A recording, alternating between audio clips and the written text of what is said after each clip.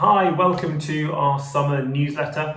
My name's David, I'm Managing Director at College and County, and as I have done with previous newsletters, I thought it made sense for me to touch base and to just talk about a few of the things that have been going on that are impacting the lettings business and landlords and agents alike over the past couple of months. Obviously, the headlines at the moment is the change in government that we've seen happen, and along with that came a renewed priority to review the rental sector in the UK. Previously, we had the rent reform bill, which was the Conservatives were pushing through, which had already started its process through Parliament and was actually not a million miles away from becoming something that we had to respond to and make changes around.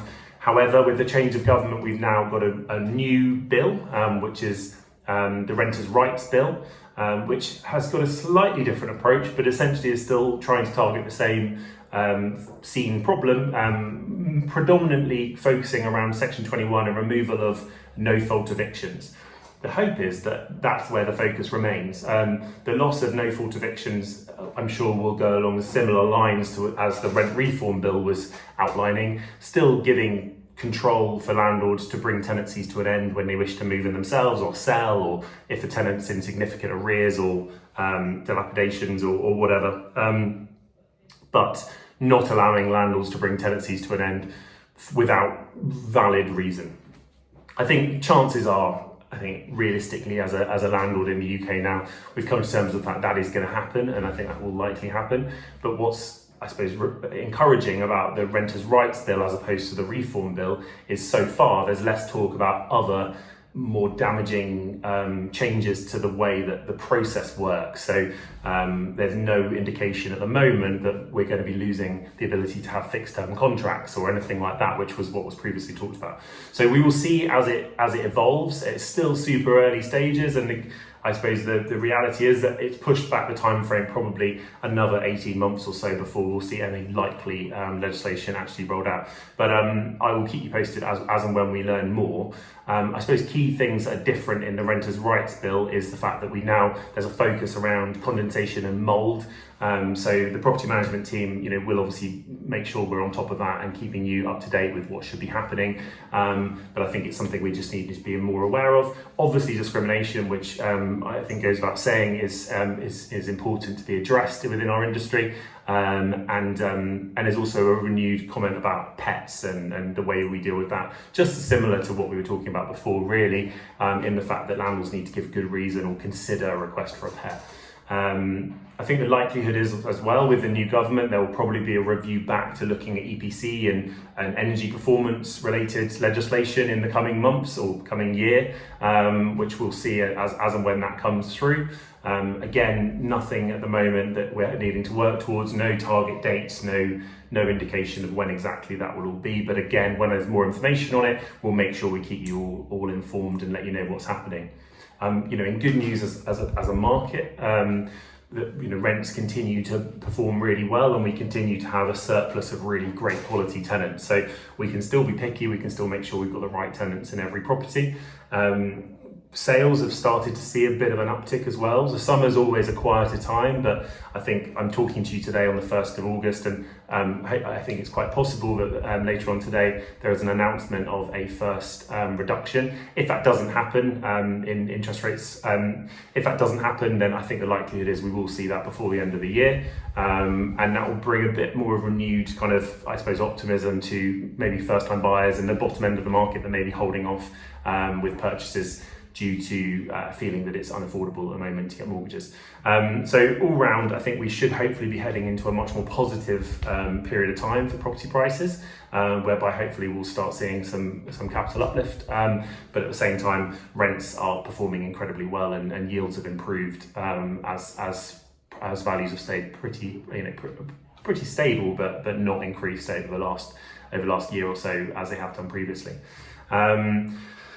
As I said, there's loads of really great information on our news page on our website now. So as well as the various links that are on the newsletter we're sending through to you. I would encourage you to have a look through some of the news stories that are there and pick out the ones that are obviously most interesting for you. Also make sure you register if you haven't already, so that we can kind of keep you posted if anything new comes on that might be of interest.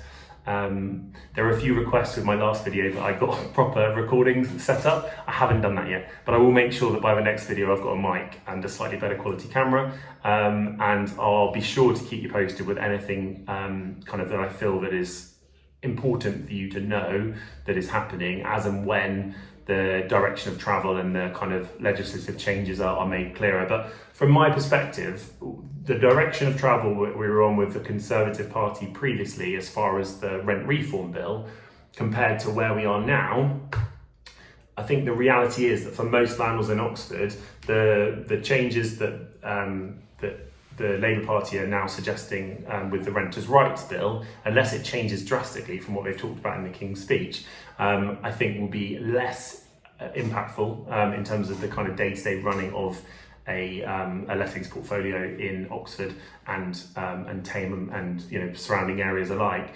than it would have been had it stuck with the Renters' Reform bill that was going through. So political parties aside, I think probably in terms of the legislative kind of framework and the process we're going to go through, I think we hopefully the focus would be around Section 21 and removal of Section 21, but there's still going to be a need for them to review the court system. There's still a lot of the kind of the good quality voices that are talking about these things are saying the court system just could not cope with a removal of Section 21 and no fault eviction, because it would create so many more cases having to go through that court system to be approved, and it wouldn't be able to cope with it. So I think we will see as and when the developments happen that obviously they're not going to want to put themselves in a position where they've brought out legislation that then causes a huge backlog and further pressure on the court system. So we will see as and when things are clearer, but it's essentially pushed everything back by a year, I'd say at least. And as and when things are clearer, we'll keep you posted and let you know. But from a landlord's perspective, personally, as I see it, I don't think there's anything there that's scarier than what was there a year ago. If anything, I think we may see things slightly easier as far as the bill is concerned.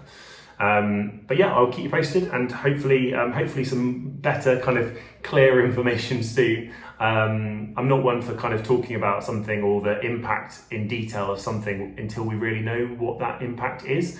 And I think as you've seen with kind of the EPC legislation that was talked about, the impact of losing fixed term contracts, which was talked about, a lot of these things don't necessarily come to pass, and so I think until we know for sure that what is exactly going to happen, there is little point in speculating about the impact it might have on the industry. My hope is that at some point in the future there's an understanding of the fact that the issue with rents going up and the impact that has on the general population isn't solved by causing landlords headaches. And that at some point they realise the fact that actually landlords are a really important part of the ecosystem and the economy that we have in the UK, and avoid legislation that's going to scare landlords off, because otherwise rents will become unmanageable. And so my hope is that at some point over the course of the next year or two, that realisation may come about, and building houses, although it's great as a solution to produce more properties for the UK, it's not necessarily going to sort the renting issue that we have. So we will see, and I'll keep you posted as and when we know more. But for the time being, generally speaking, market's looking really positive. Some great stories on the newsletter, so do have a read over those. And feel free to get in touch if you've got any questions or anything, and enjoy the summer. The sun is shining today, but I'm not sure if that's necessarily going to be the case for the rest of the summer months. But whilst it is, enjoy. Thanks a lot. Thanks. Bye.